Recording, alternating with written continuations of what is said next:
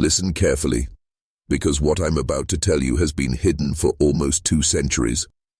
On a damp October morning in 1857, 3,000 people gathered in silence outside the Augusta County Jail. Some stood on wagons, some perched in trees. All of them were there to see one man die. A man who had confessed to horrors so brutal, so precise, that the court stenographer had to stop several times just to keep from fainting. James Copeland was only 34 years old when he stepped onto the gallows, but his life had already carved a blood-stained scar across the Mississippi frontier. He didn't just kill, he collected. 43 human fingers, preserved in salt, wrapped in cloth, and carried with him everywhere he went, a leather pouch of trophies that he kept hidden like a sacred object. But what transformed a gifted young farmer into the most feared outlaw in the American South was not an accident. It was a choice, one that would turn him into something far worse than a murderer. Tonight, I'm going to take you deep into the swamps of Mississippi, where Spanish moss drapes over the trees like funeral shrouds, and the river runs black with secrets. We're not just telling the story of James Copeland, we're descending into the mind of a man who discovered something about himself, something primal, that once awakened can never be put back to sleep. You see, this isn't just history, this is a warning. Because the line between who you are now and who James Copeland became is thinner than you want to believe. By the end of this story, you will know why entire families barred their doors at night, why grown men refused to travel alone after sundown, and why the truth about what really happened along the Pearl River was suppressed for years, even by those sworn to uphold the law. If you stay with me through this descent, you will not be the same person you were when you clicked play. And maybe, just maybe, you'll understand why James Copeland smiled when the noose was placed around his neck. To understand the monster, we have to start with the man. James Copeland wasn't born a killer. He was born in 1823, the only surviving child of Samuel and Martha Copeland. His mother died giving birth to him, a fact whispered about by the neighbors as though it had left a mark on the boy's soul. His father raised him alone on 200 acres of bottomland, purchased from an aging trapper, a place where the Pearl River twisted like a serpent through the wilderness. Life on the frontier was harsh, but honest. Samuel Copeland was known as a man of integrity, the kind of man who would ride 10 miles to return a neighbor's misplaced tools.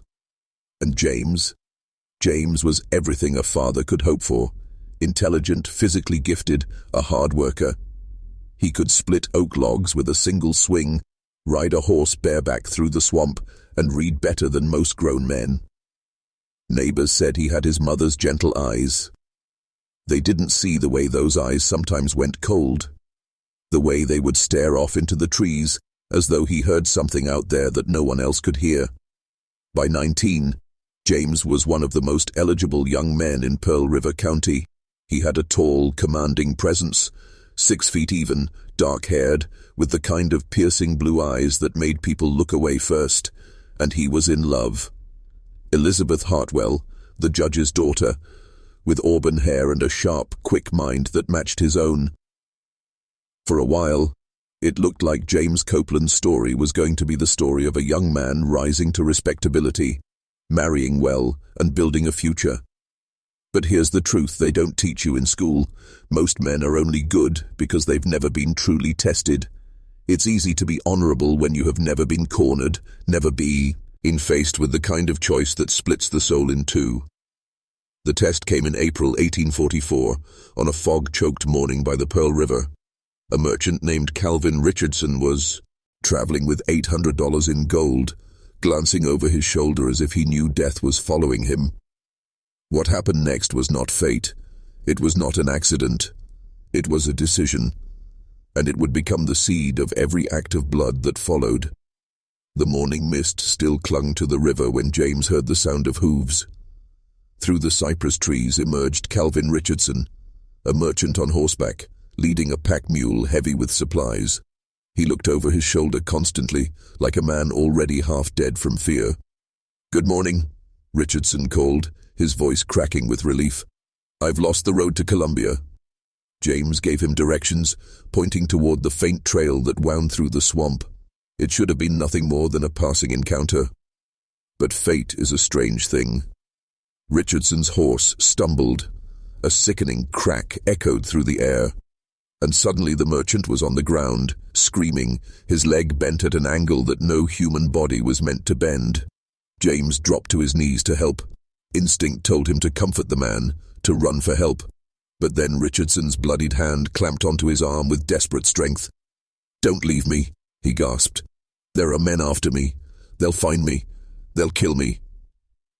And as if summoned by the words, the sound came. Horses crashing through the underbrush. 3 men emerged from the mist. Predators. One of them, massive and grey-bearded, raised his voice. "Richardson!" he shouted. "Come out and we'll kill you quick. Make us hunt you and we'll take our time." James froze. His heart pounded. The merchant prayed under his breath, too loud. One of the men cocked his head, listening. They were minutes, maybe seconds, from being found. This was the choice. James could reveal himself, fight, probably die, or he could do what he did next. He pressed his palm over Richardson's mouth. The merchant's eyes went wide with disbelief, then terror. His body thrashed, then weakened.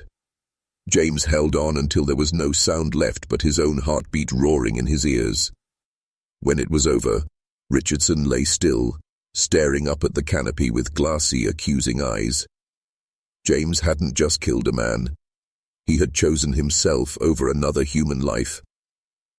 And something inside him shifted. As the outlaws rode away, believing their prey had vanished, James was left alone with the corpse, the saddlebags, and a terrible new knowledge. He was capable of anything. The swamp fell silent after the hoofbeats faded, as if the whole forest was holding its breath. James sat frozen for what felt like hours, staring at the body.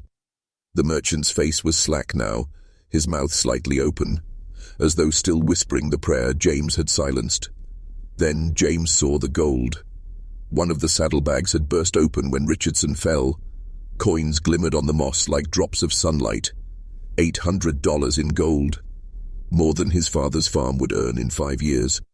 The thought came like a whisper. No one saw what happened. No one will ever know. But then another thought struck. A colder one. Richardson's body would be found. The broken leg would tell the story. People would ask who last saw him alive, and eventually they would ask James. It was then that he crossed the next threshold. James took the merchant's own knife from its sheath. The blade was sharp, shining. He hesitated only a moment before kneeling and taking hold of Richardson's right hand. His heart hammered as he did what had to be done, slicing clean through the flesh and tendon until the finger came free.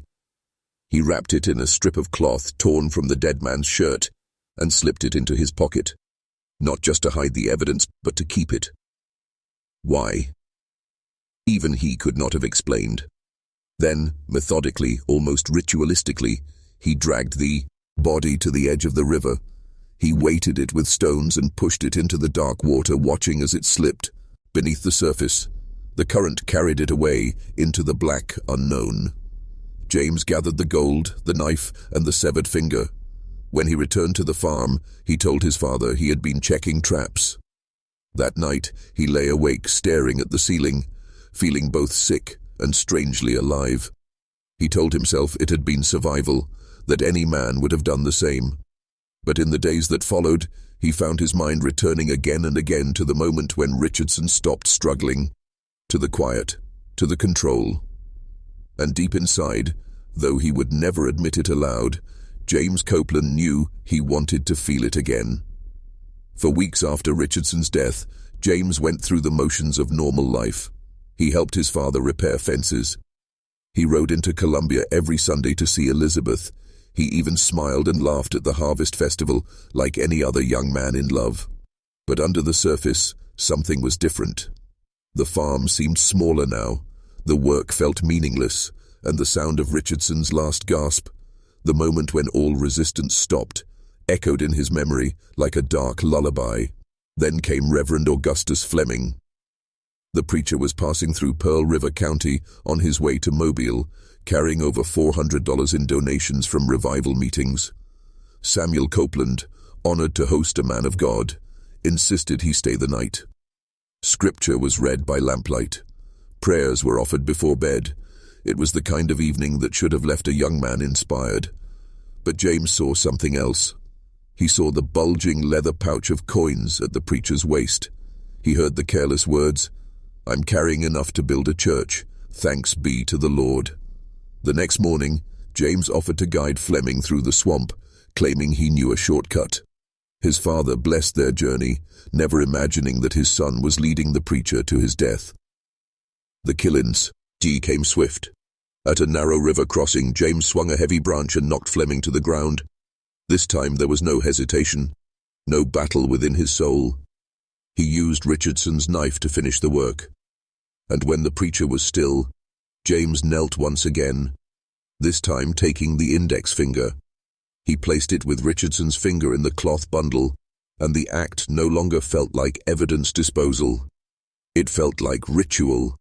James took the coins, weighted the body, and sent it into the same black water.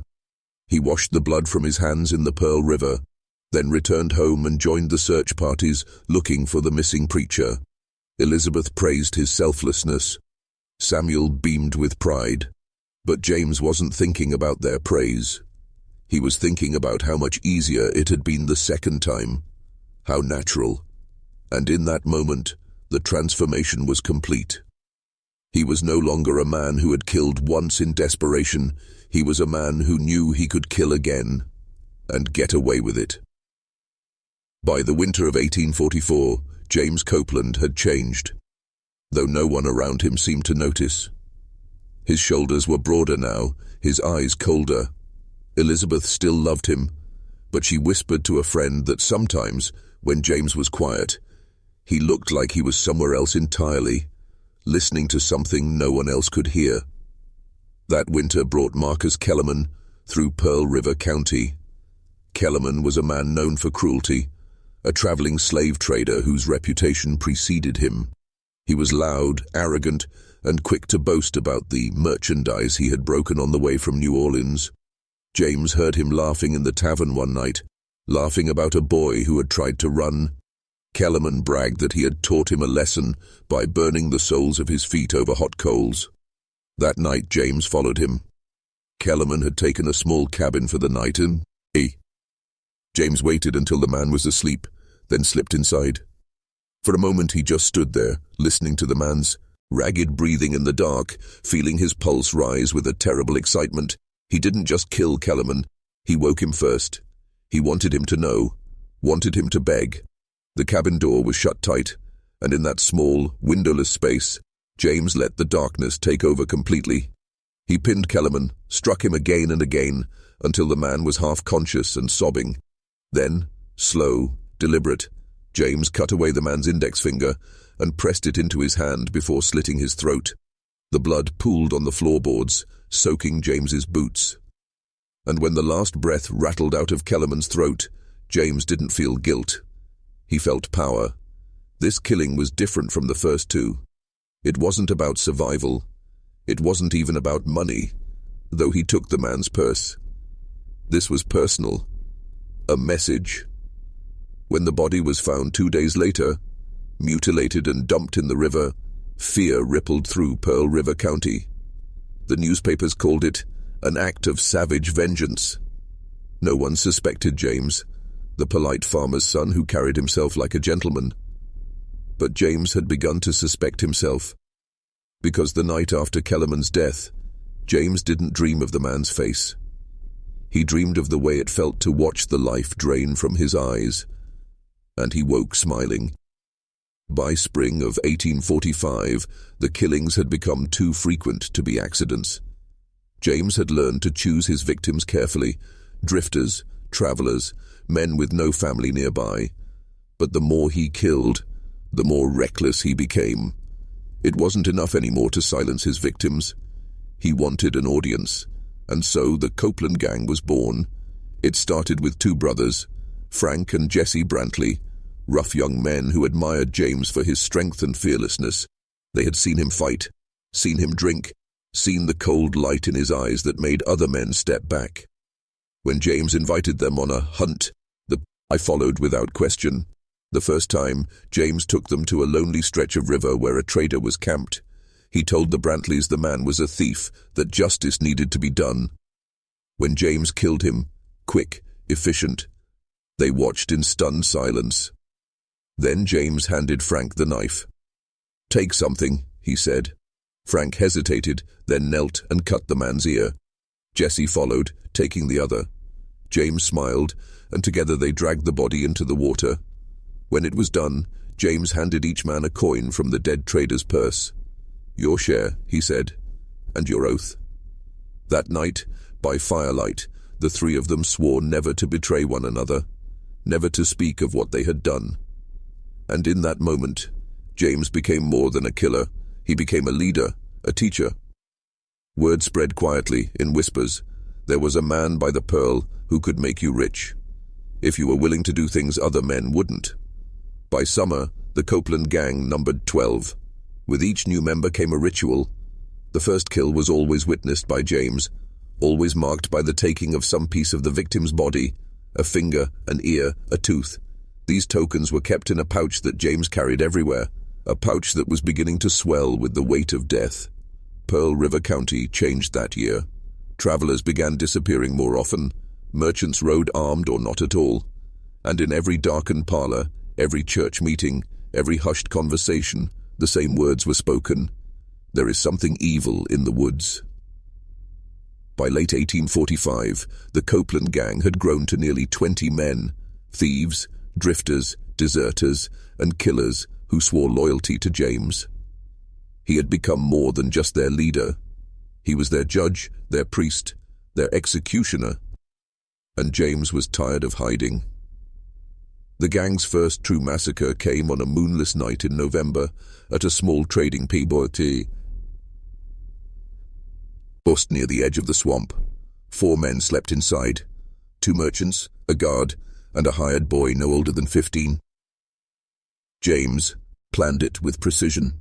He sent 2 men to cut the horses loose, another to block the road, and when the first shot rang out, the gang fell on the trading post like wolves. The fight was short and brutal. The guard died first, shot through the chest. The merchants tried to barricade themselves inside, but James set fire to the building, forcing them out into the night where the rest of the gang waited. When it was over, 4 bodies lay in the dirt.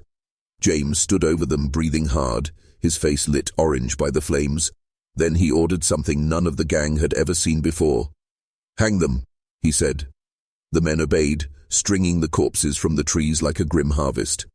James took out his knife and cut the right index finger from each victim, placing them into the leather pouch that now felt heavy on his hip.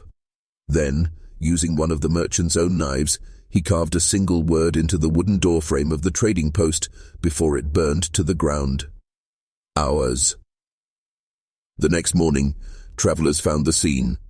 The blackened ruin, the swinging bodies, the carved message. And panic spread like wildfire.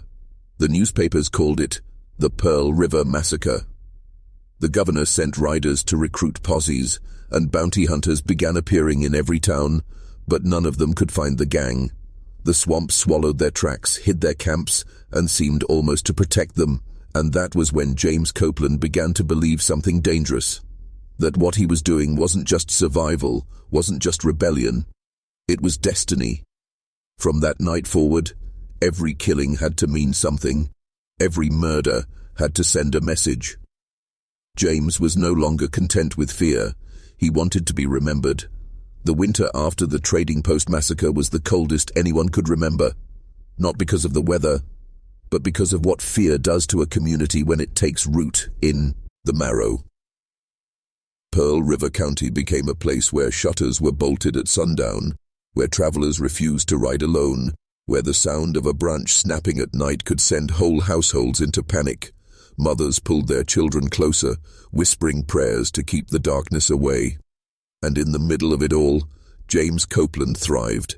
Each new act of violence made him bolder. He stopped hiding the gang's movements, riding openly through towns with his men, daring the law to stop him.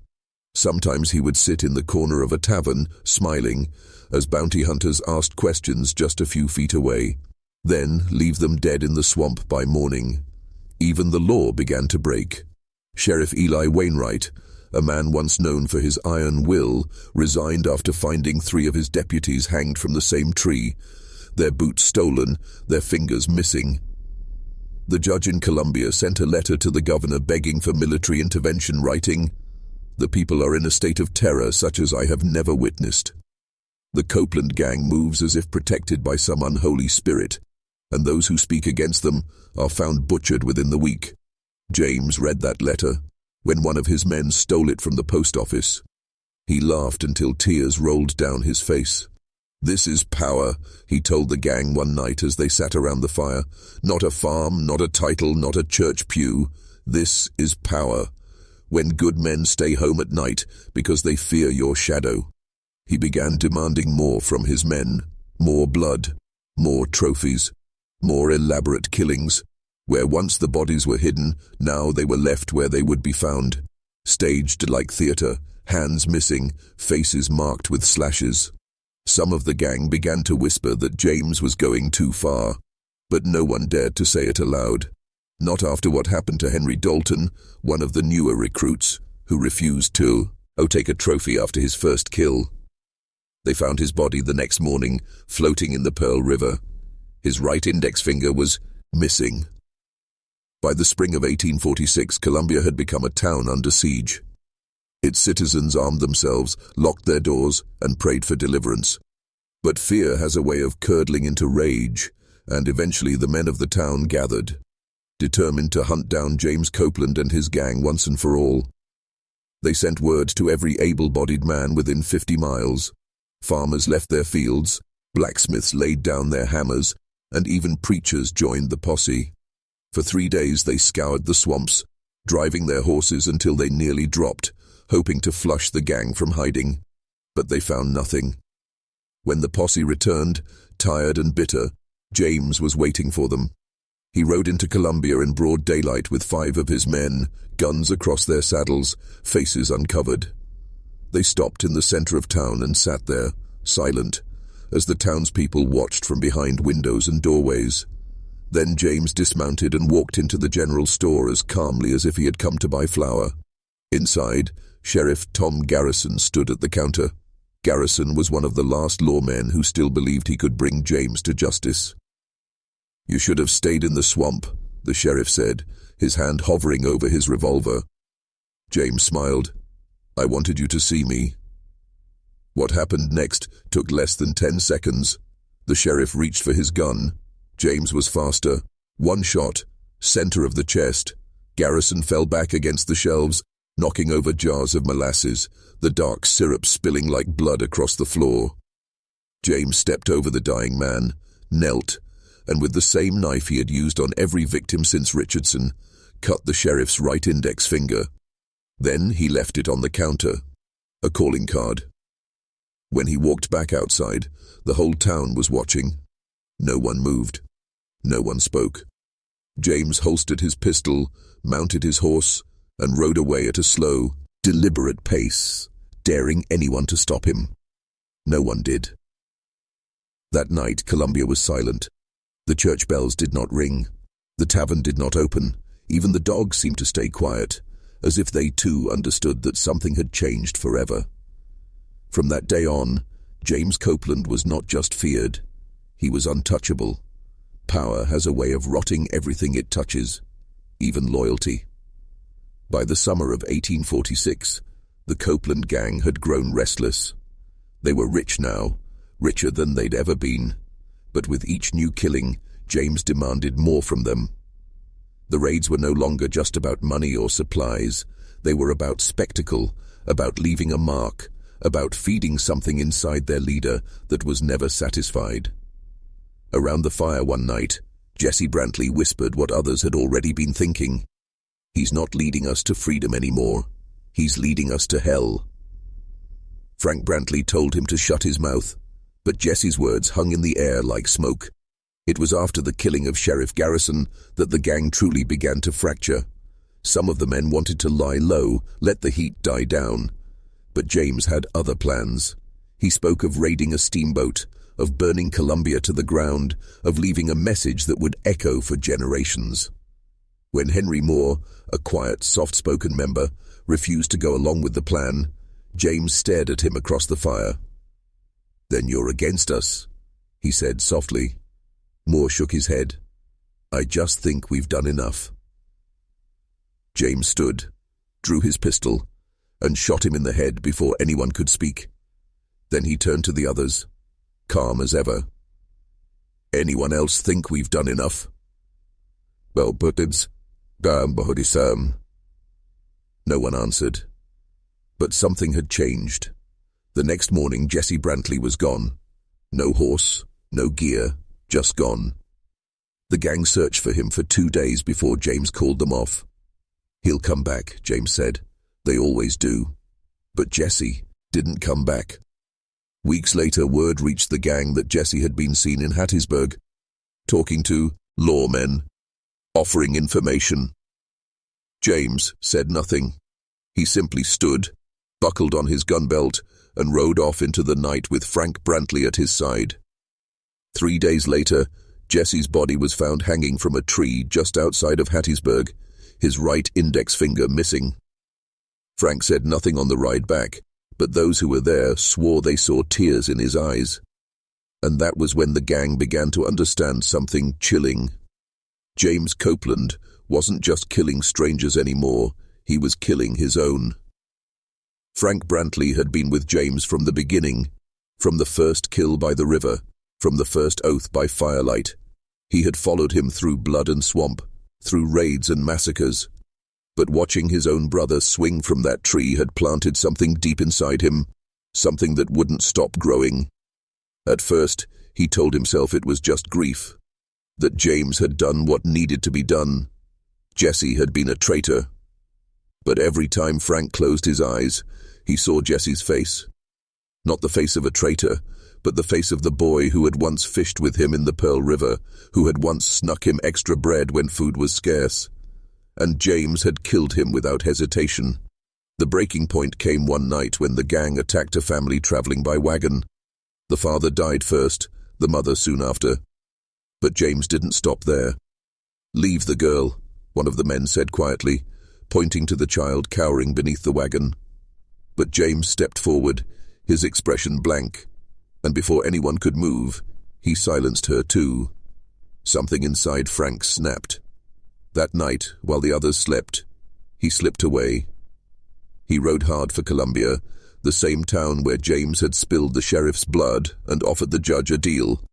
"I can give you James Copeland," he said, "but you'll have to promise me one thing. When you hang him, I get to watch." The judge didn't hesitate. The bounty on Copeland's head had doubled after the Columbia murder, and Frank knew every camp, every trail, every safe house the gang used.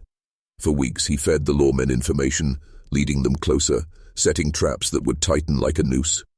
Meanwhile, James noticed the tension in the gang. He noticed the silences when he walked into camp, the sideways glances, the half-whispered conversations that stopped the moment he came near. But he didn't suspect Frank. Not yet. He thought he had broken Frank with Jesse's death. He thought fear still held the man in place. He didn't see the look in Frank's eyes when James wasn't watching. He didn't see the hatred. And by the time he realized the betrayal, it would already be too late. The lawmen moved like ghosts through the swamps, guided by Frank Brantley's every word. They knew which trails James preferred, which houses would shelter him, which ferrymen would risk carrying him across the Pearl under cover of night. The first ambush came at dawn. James and 3 of his men were camped near a bend in the river. Their fire burned down to glowing embers. The air was heavy with the smell of wet earth and wood smoke when the stillness shattered. A single gunshot, then a chorus of them. One of James's men dropped instantly, his skull opened like a melon. Another staggered backward screaming, before a second shot silenced him. James didn't panic. Not yet. He grabbed his rifle, dove for cover, and returned fire with precision that sent the marshals scattering for better positions. But there were too many, too organized, and when he saw Frank Brantley standing among them, rifle aimed steady, the truth hit him like a hammer blow. "Frank," James roared, his voice cutting through the gunfire, "you dare stand with them, after all we bled for?" Frank's answer was cold, steady. "You crossed the line, Jam. Yes, I won't follow you any further." Betrayal burned hotter than the gunpowder smoke in James's lungs. He fired at Frank, but the man ducked just in time, the bullet splintering a cypress trunk where his head had been a moment before. With 2 men dead and the third bleeding out, James made the only choice left: escape. He sprinted for the river, leaping over roots and fallen logs, the marshal's shots tearing through the air behind him. Bullets chewed through the undergrowth, one grazing his arm, another kicking up a spray of mud inches from his feet. He dove headlong into the water, letting the swamp swallow him whole.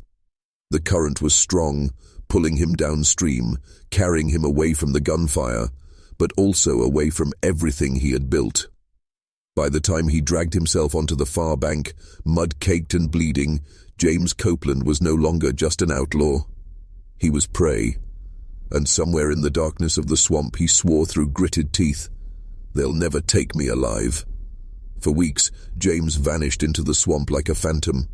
The marshals thought they had driven him off, but in truth, they had only awakened something that had been slumbering inside him, a darker, more ruthless predator than before. He built no campfires. He left no tracks. He lived off the land, drinking from the river, catching fish with his bare hands, sleeping in the hollow trunks of fallen cypress trees. And as the nights passed, his thoughts sharpened into a single, burning point. Frank Brantley, the man who had shared his kills, who had taken the oath of silence with him, who had stood shoulder to shoulder with him when blood was still fresh on their boots, had now turned Judas.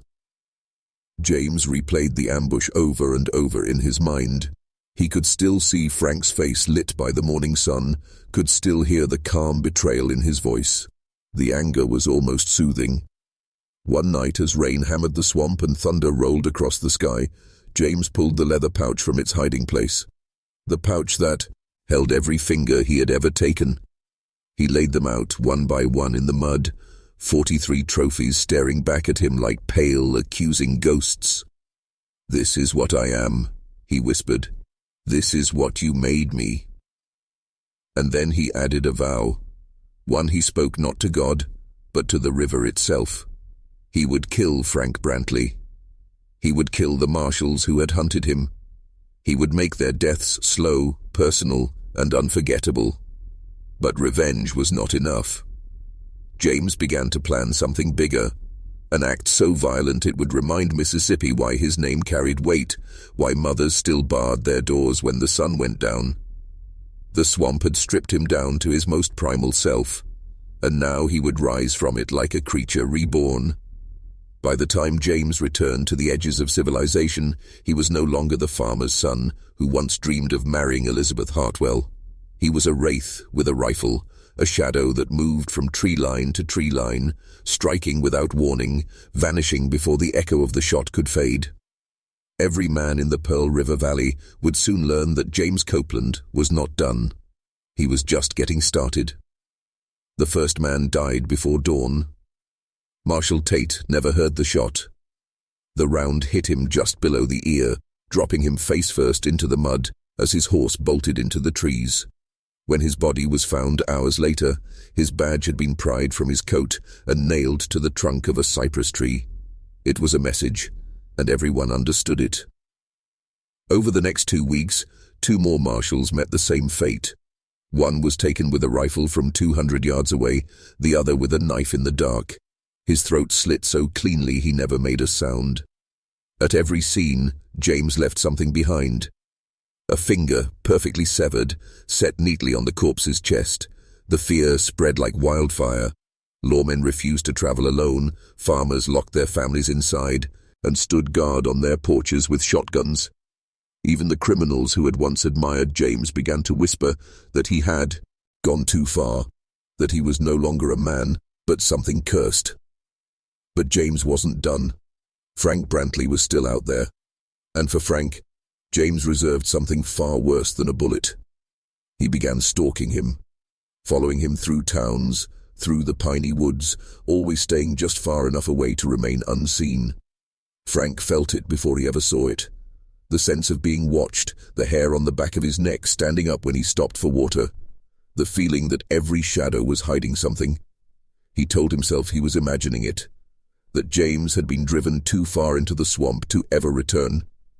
But then came the night Frank woke to find a severed finger nailed to the post of his bed. No note, no message. Just the silent promise that James was near, closer than he had ever been. Frank packed his bags that night and went on the run, leaving his wife and children behind, hoping to draw James away from them. It worked. But it only bought him time, because James Copeland had made a vow, and vows, in his world, were written in blood. Frank Brantley ran for nearly a month, moving from town to town, never sleeping in the same place twice. But James was always one step behind. Sometimes Frank would find boot prints where there should have been none. Sometimes a fresh-cut notch in a tree, marked like a hunter tracking game. And once in a small boarding house in Columbia, he found something worse. James's leather pouch, empty, lying on the pillow where Frank's head was meant to rest. Frank knew then that this wasn't just revenge. It was a hunt, and James wasn't going to kill him quickly. The final confrontation came deep in the pine woods south of Monticello.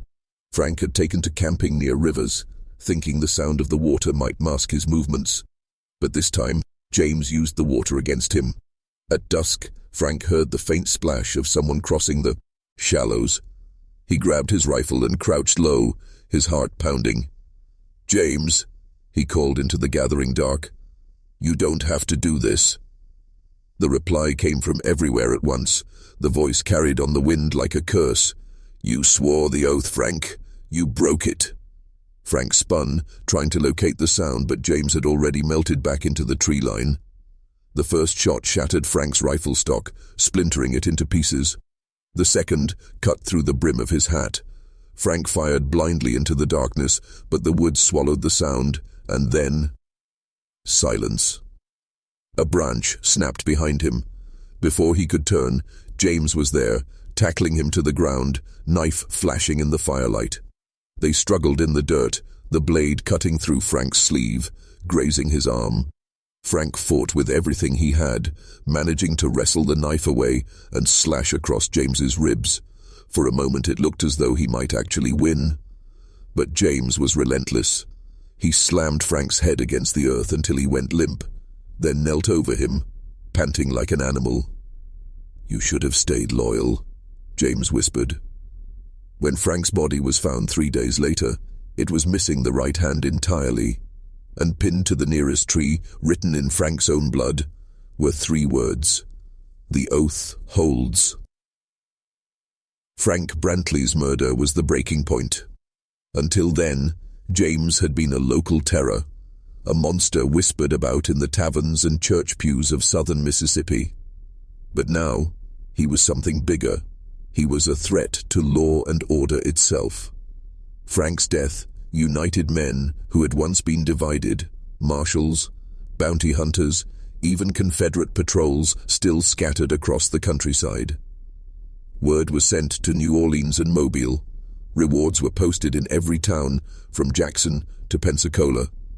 And for the first time, the manhunt for James Copeland became a federal affair. They brought dogs into the swamps, bloodhounds trained to track by scent. They cut down whole stands of cypress just to smoke him out. And they didn't come quietly. They came with rifles, with shotguns, with dynamite to blow apart any hollow that might serve as his hiding place. James fought like a cornered wolf.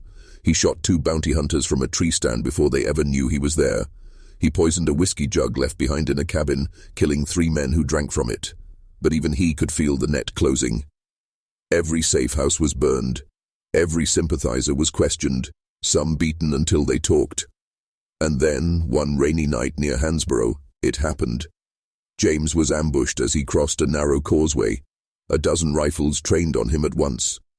He fired twice before they cut him down, bullets tearing through his coat, one shattering his shoulder. But even then, he didn't surrender. Bleeding, barely able to stand, he raised his pistol with his good hand and took one last shot, dropping a deputy where he stood. Only when they rushed him, knocking him into the mud, did James Copeland finally stop fighting. They bound him in chains, his face smeared with blood and rain, and dragged him back to civilization.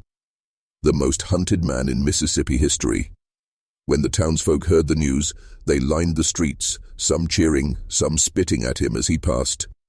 And for the first time in years, James Copeland felt something colder than rage. He felt the weight of the gallows waiting for him. The courthouse in Augusta was packed to the rafters the day James Copeland stood trial. Men came from miles away to see the outlaw who had haunted their lives, the man whose name had become a curse whispered to keep children in line. But James didn't look broken. He didn't look like a man staring down the hangman's rope. He stood tall in his tattered coat, his shoulder bound in rough cloth, and met every pair of eyes in that courtroom with the same unblinking stare. The trial lay, stead 3 days. Witness after witness came forward. Former gang members who had turned state's evidence, widows of murdered farmers, even bounty hunters who had survived his ambushes. They listed his crimes one by one: raids, robberies, arson, murder, over 50 counts of murder by some estimates. The judge asked James if he wished to speak in his own defense. He smiled. "I have no defense," he said. "Everything they say I did, and I'd do it again." A murmur ran through the crowd, half horror, half awe. James wasn't finished. "You call me a murderer," he said, his voice rising. "But I didn't kill for greed. I didn't kill for pleasure. I killed because this land is rotten, because men like you sit in judgment while you steal from the poor and call it law. I only gave this world back what it gave me." The judge slammed his gavel, shouting for silence, but James just kept smiling, as though he had already decided how this story would end. The verdict was guilty on every count. The sentence: death by hanging. On the morning of October 30th, 1857, James Copeland was led to the gallows. The crowd was so large that soldiers were called in to hold them back. James climbed the steps without hesitation, the rope dangling before him like an invitation. When asked for his final words, he looked out at the sea of faces and said, "You can hang my body, but you can't hang my name. James Copeland will ride these woods long after you're all dust." Then he placed the noose around his own neck. And when the trapdoor fell, the crowd swore they heard him laugh. The body of James Copeland was cut down at sundown. Some say the sheriff buried him in an unmarked grave outside Augusta. Others claim he was laid to rest beneath the very gallows where he swung, so that every man who walked past would step over his bones. But no one really knows, because within days, stories began to spread. Farmers swore they saw a lone rider moving through the mist at night, a rifle across his back, his coat flapping like wings. Fishermen claimed to hear gunshots in the swamp, followed by laughter that echoed across the water. And more than one man swore that if you camped near the Pearl River on a moonless night, you could hear someone whispering from the tree line.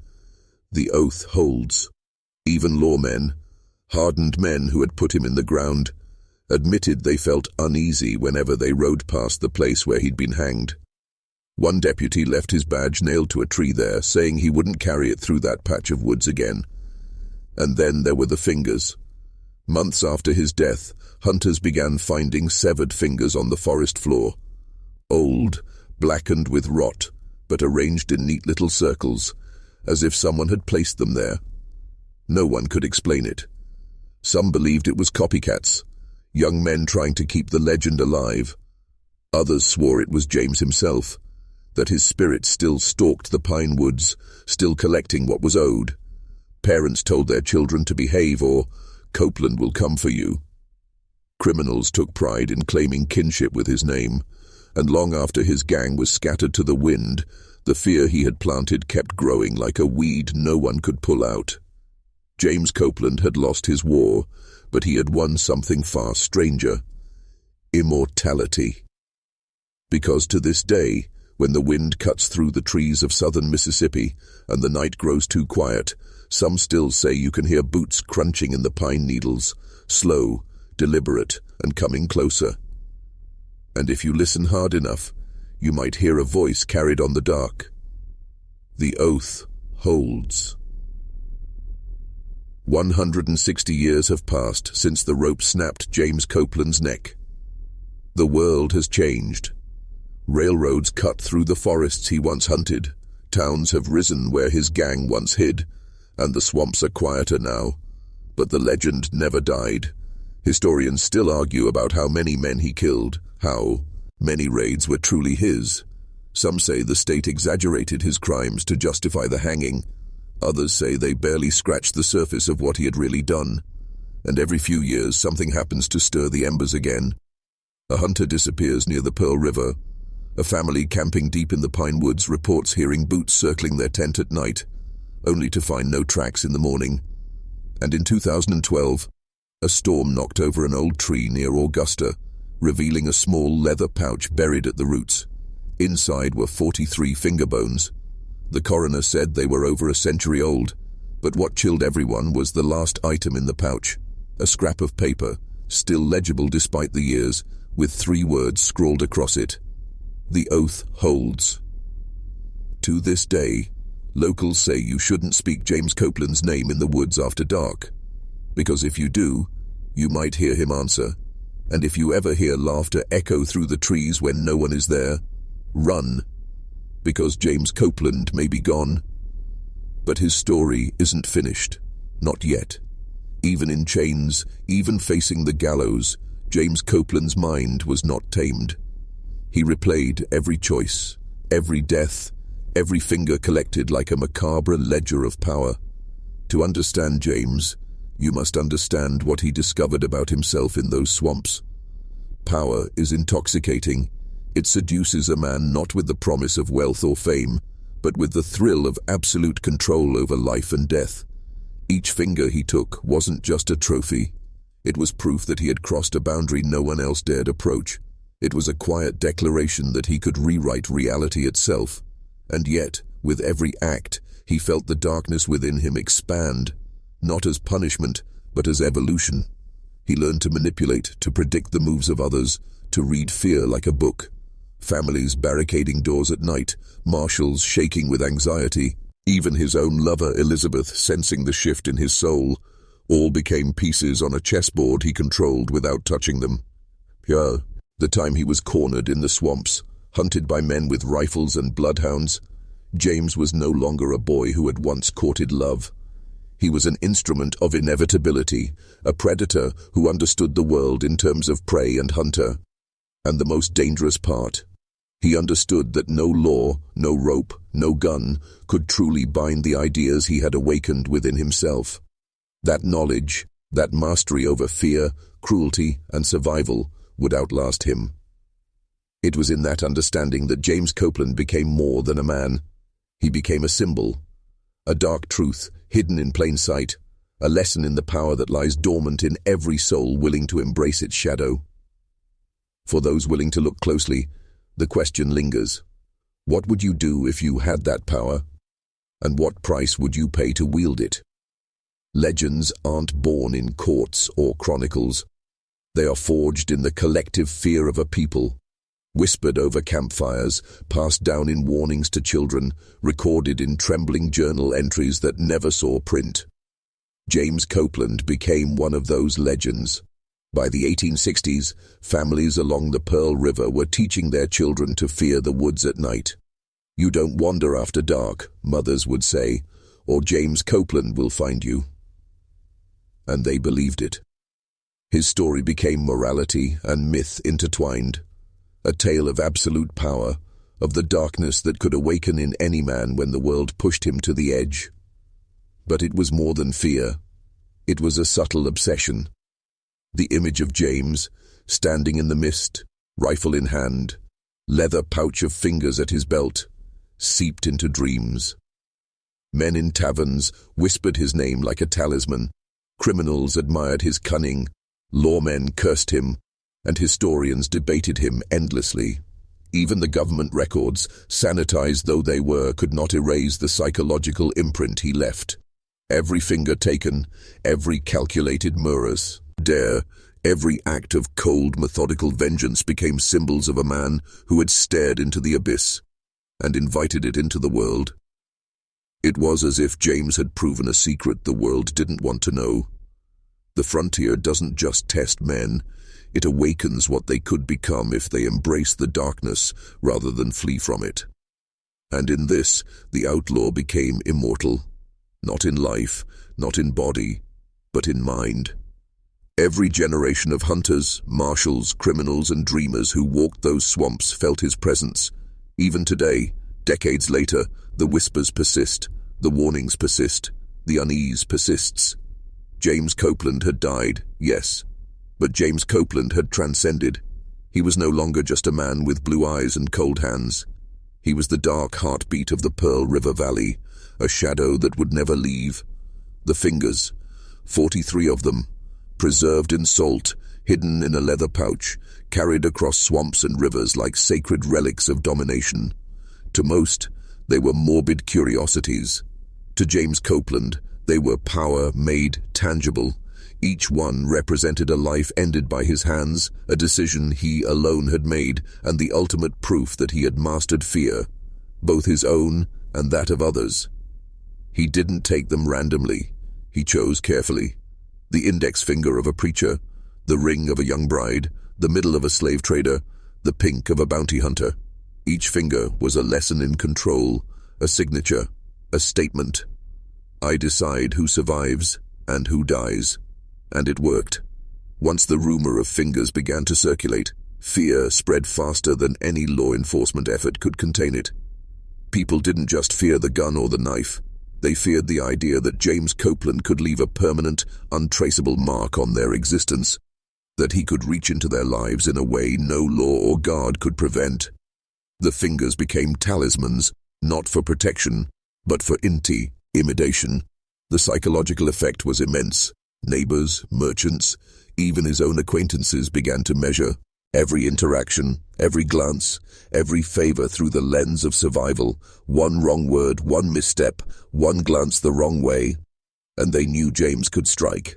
It was a system of control more subtle and enduring than any patrol or prison could enforce.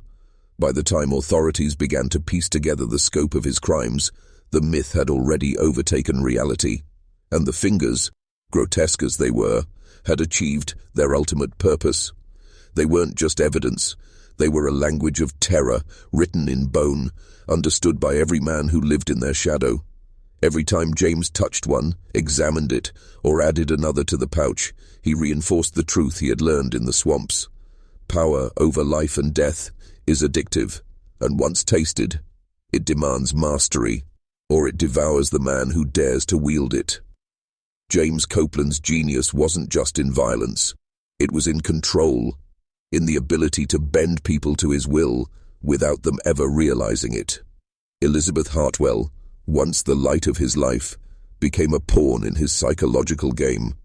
Her admiration, her affection, even her fear, all tools to shape his world. He could be charming, attentive, and loving when he needed cover. And in the same breath, he could instill dread, unease, subtle anxiety, a constant reminder that he was always watching, always calculating. Neighbors, allies, even his gang members. Every interaction was a test.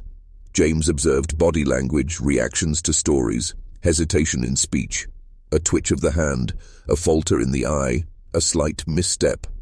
All signals of weakness, all opportunities for subtle domination. He didn't just lead them, he made them complicit. The acts of terror, the robberies, the murders. He orchestrated them so that others would participate, internalize responsibility, feel the thrill and fear entwined. This is how he survived for years. This is how a man who had committed dozens of murders remained undetected by law enforcement for so long. Even when Gideon McCready and his gang became involved, James didn't bow to them. He navigated their ego, their pride, their greed. He became indispensable. The local guide, the strategist, the one who could move unseen, whose knowledge of the swamps and communities was unmatched.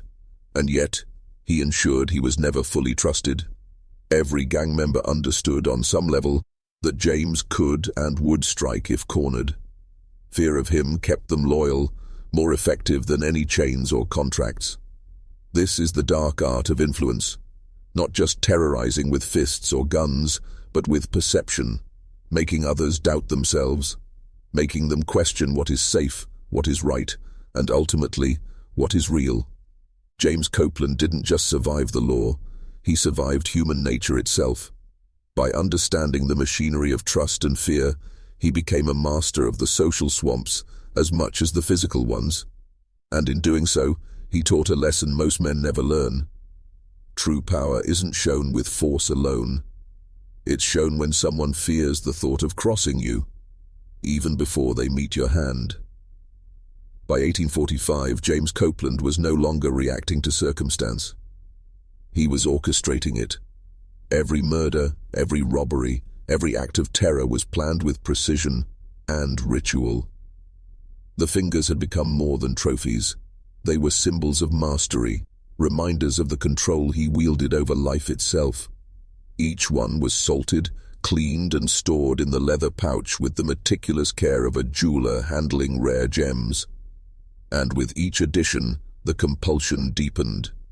He began cataloging them mentally, not just by victim, but by the fear they induced, the chaos they caused, the influence they exerted over the living.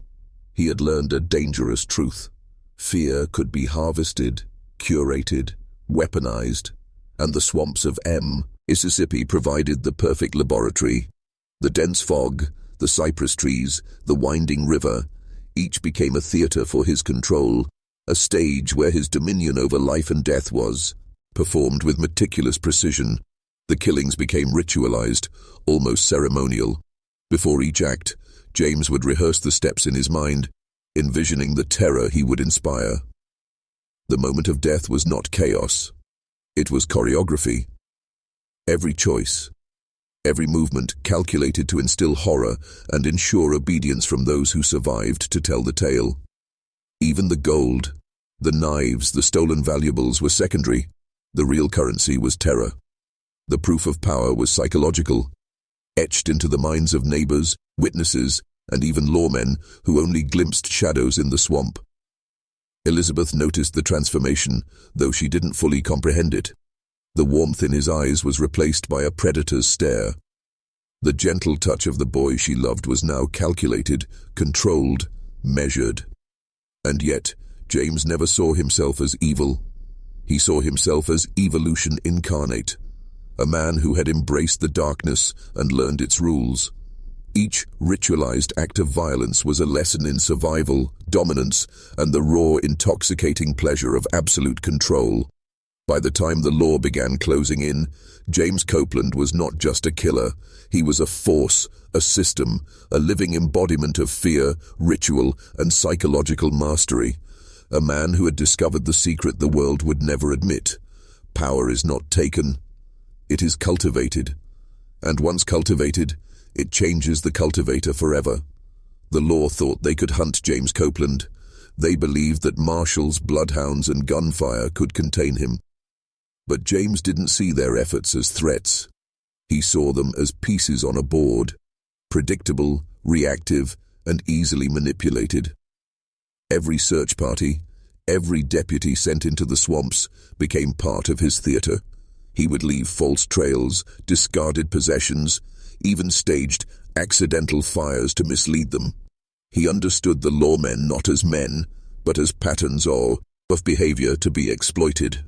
When Sheriff Thomas Bullock led search parties after Richardson's disappearance, James was often there, guiding them, carefully, deliberately, as if assisting. He watched their assumptions crumble under the weight of his orchestrations. Every mistake they made reinforced his supremacy, feeding the ritual of control that had begun with the first severed finger. Even in interrogation, James held dominion. He spoke in half-truths, pauses and omissions, letting others fill in the gaps with assumptions that always worked in his favor. Lawmen began to doubt themselves, to question their own competence, while he remained unshaken, always 3 steps ahead. It wasn't just fear that protected him, it was understanding. Understanding of human psychology, of authority, of expectation. He learned to anticipate the law, to predict not just where they would search, but how they would react to rumors, to gossip, to whispers in the tavern. He made them prisoners of their own minds, unable to act decisively because every choice could be a trap. In this way, the man who once hesitated by a broken merchant became untouchable, not because of strength or violence alone, but because he understood the ultimate weapon, the mind. He controlled perception, he controlled information, he controlled fear. By the time authorities finally pieced together the pattern of his crimes, the damage had already been done. James Copeland had transcended mere outlaw. He was no longer a man hiding in the swamps. He was a force that bent human will without lifting a hand, and in that, he left the ultimate lesson. Fear is not a tool to be used casually. It is a system. And once a man masters it, even the law itself becomes his puppet. Gideon Macready was no ordinary outlaw. A hulking man with a grey beard and the instinct of a predator who had spent years perfecting the art of fear. When he met James Copeland, he didn't see a young farmer. He saw potential. James didn't just join the gang, he became its linchpin. His knowledge of the swamps, the river, and the scattered settlements gave the gang reach they had never possessed. He taught them subtlety, how to make violence appear accidental, how to vanish without a trace, how to bend communities to their will. And the fingers, they became more than trophies, they became the language of the gang. Victims who survived encounters told stories of mutilations, of missing digits, of messages left for anyone foolish enough to cross Copeland's path. Fear multiplied exponentially. Families, merchants, even other criminals understood the rules. Trespass, lie, or lose a part of yourself. Permanently. James and Gideon orchestrated ambushes like generals. Every robbery, every murder, every river raid was calculated. They used the terrain as an ally, the swamps as cover, the fog as camouflage. No one could predict where the next strike would come, and every act left a trail of psychological terror that outlasted the immediate crime. The partnership elevated James from skilled murderer to architect of organized terror. He didn't just kill, he commanded, coordinated, manipulated, and ensured the law and the public were always 3 steps behind. The Pearl River Valley was no longer just a home. It was his stage, and he was the unseen conductor of chaos. Elizabeth Hartwell noticed the changes, though she could not name them. Her fiancé, once charming and tender, had become methodical, cold, and preternaturally calm in the face of death. The man she intended to marry was now a predator in full, a master of fear and control whose influence stretched far beyond the riverbanks he roamed. And the most terrifying truth remained unspoken. Even among killers like Gideon Macready, James was more than dangerous. He was essential. He was the mind that ensured every crime was precise, every act terrifying, every victim a lesson for those who dared exist in his world. By the time the public began to hear whispers of the Southern Belle massacre, James Copeland was no longer just a man. He was a symbol, a system of terror, ritual, and unbroken psychological mastery that would haunt Mississippi long after his death. The Southern Belle, a riverboat gliding upstream, unaware that death was waiting on its bends. James Copeland had studied its schedule, memorized its path, understood its vulnerabilities. This was no crime of passion. This was theater. The gang struck where the river forced the boat close to shore. From both banks, they descended like shadows, silent and precise. The crew barely had time to react before the violence engulfed them. 12 passengers, families, children, all of them pawns in a design far larger than robbery. James took 3 lives personally. A young mother traveling to her sister's wedding, her ring finger removed along with her gold wedding band and pearls. a signature left for the world to find. Each cut, each removal of flesh was calculated, ritualized, a reaffirmation of the power he now wielded without question. The rest of the gang moved with military efficiency.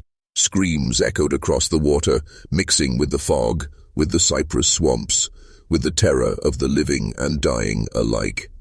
When it was over, James surveyed the scene, not with regret, not with hesitation, but with the cold satisfaction of a man who had mastered fear and understood its full, intoxicating weight.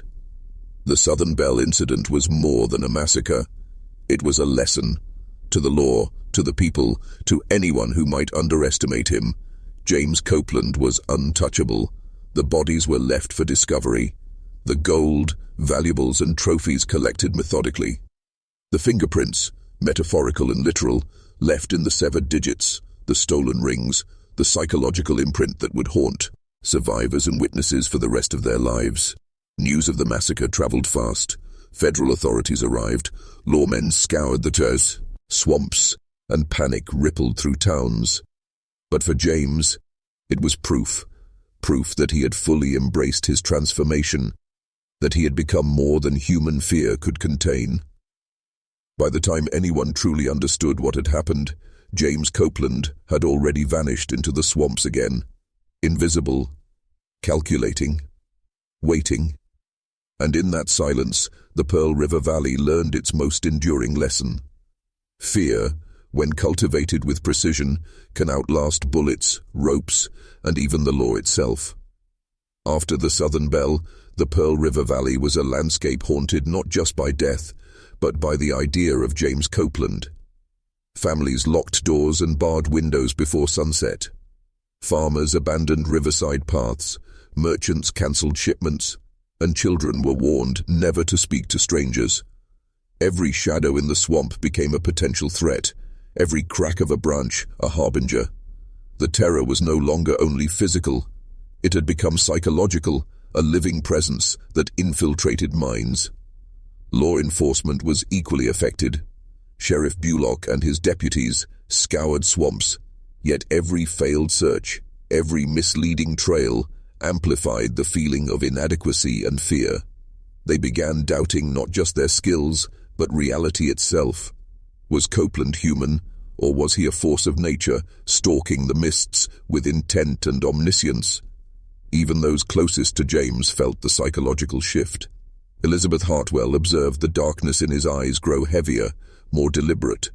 Samuel Copeland noticed his son's hands, once steady for farm work, now moved with precision in acts of cold calculation.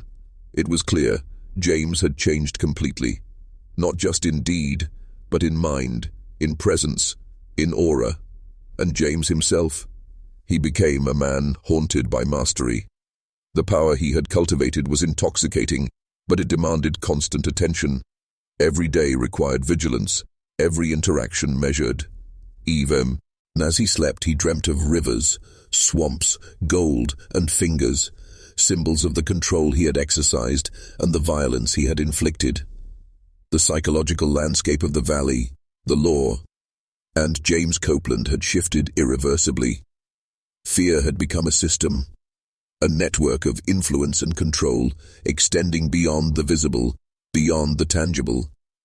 It had become, in essence, a living entity, one that James both wielded and became enslaved to.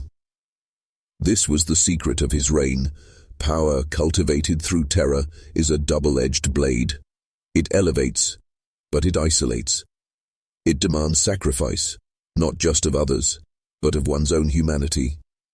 And it is in this tension, between control and obsession, mastery and madness, that James Copeland's story becomes more than history.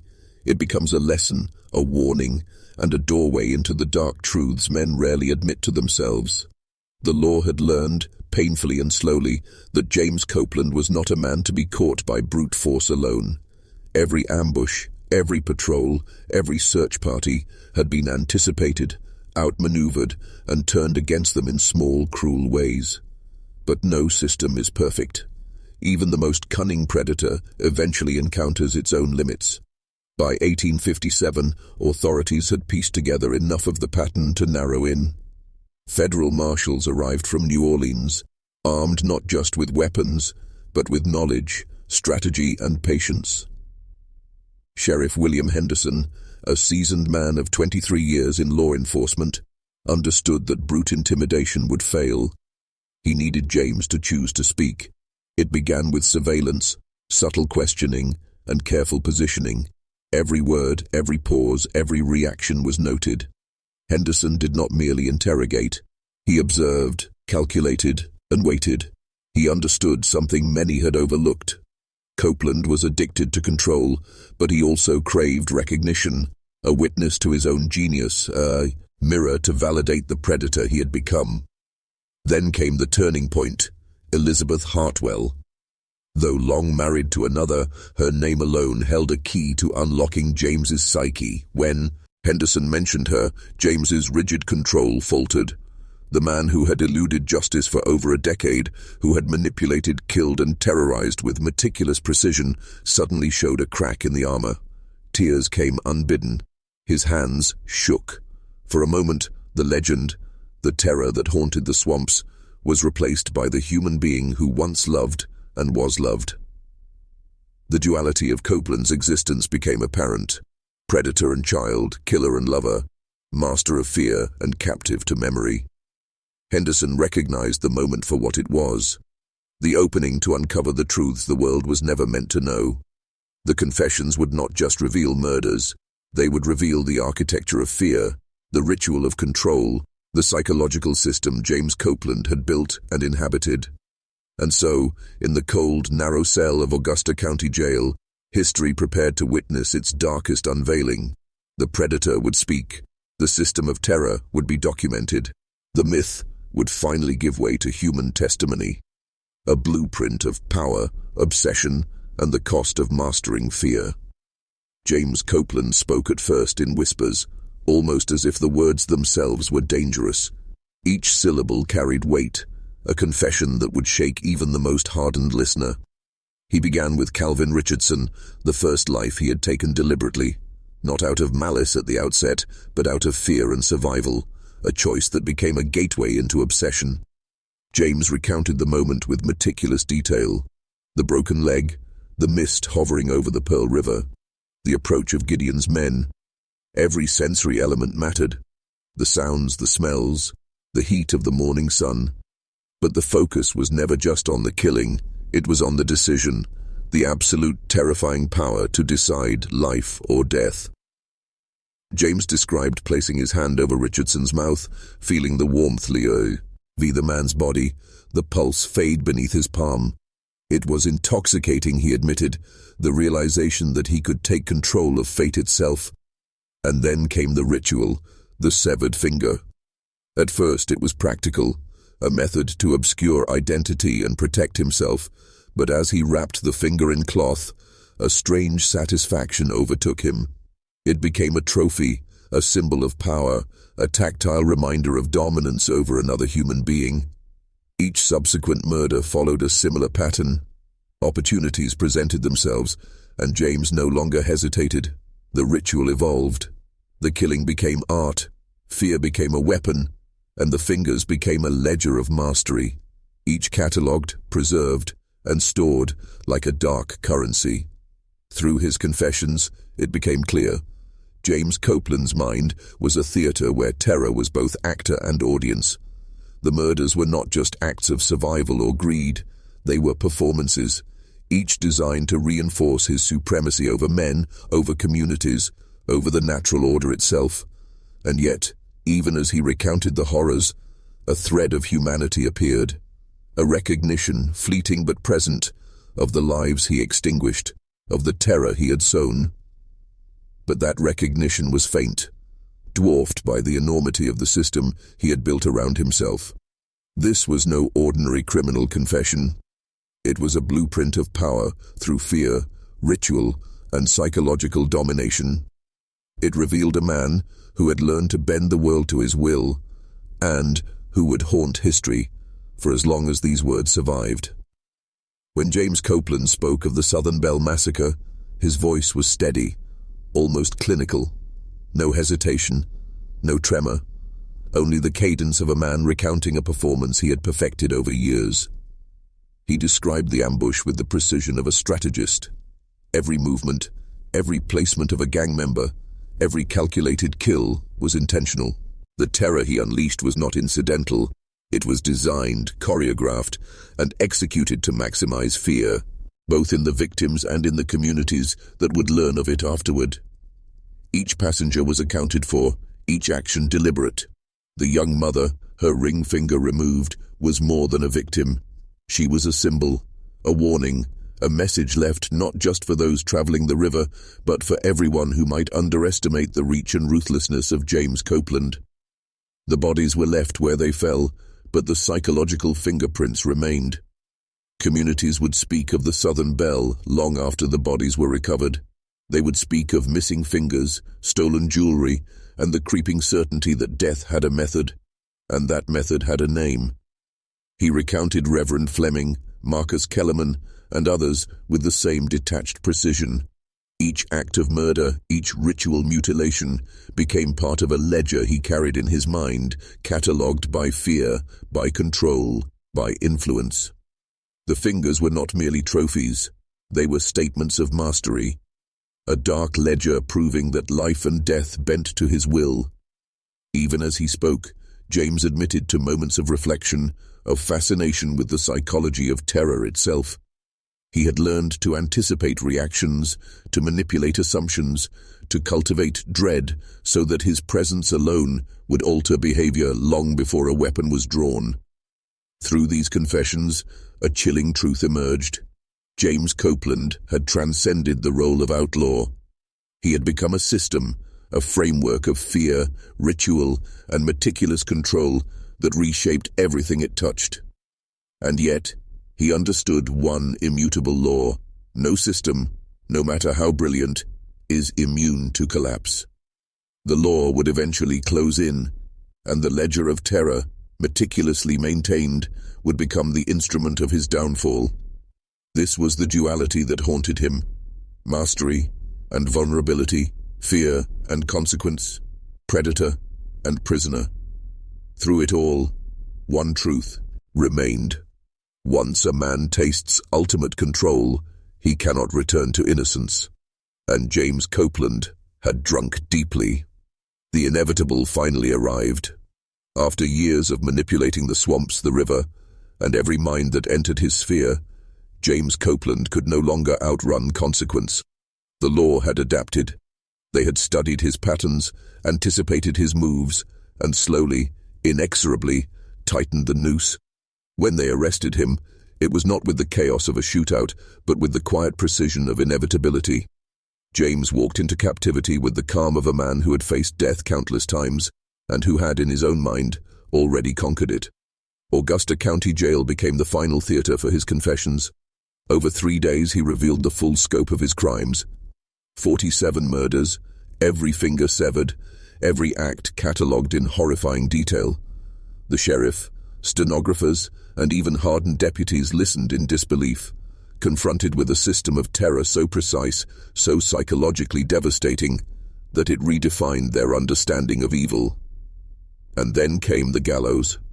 October 15th, 1857. Nearly 3,000 spectators gathered, some drawn by curiosity, others by morbid fascination. James Copeland walked calmly to the scaffold, his piercing blue eyes scanning the crowd as though measuring their fear. He did not plead, he did not curse, he simply stood, the embodiment of a man who had lived entirely on his own terms, terrifying, calculating, and inescapably human. As the trapdoor fell, the river of life and fear he had cultivated came to an end, at least in body. But the legacy endured, the fingerprints of his system of fear, the lessons of control, manipulation, and the intoxicating power of choice lingered in the minds of those who survived, in the stories passed down, and in the silent, oppressive mists of the Pearl River Valley. James Copeland became more than history. He became myth. A cautionary tale of what happens when a man learns not just to survive, but to dominate, to wield terror as both shield and sword. And the most haunting truth remains. The system he built is not confined to Mississippi, to the 1840s, or even to the hands of one man. Power through fear is timeless, and those who recognize its structure can wield it, or fall victim to it. The lesson is clear and chilling. Once a man steps into the mastery of fear, there is no returning to innocence. And James Copeland walked that path until the very end.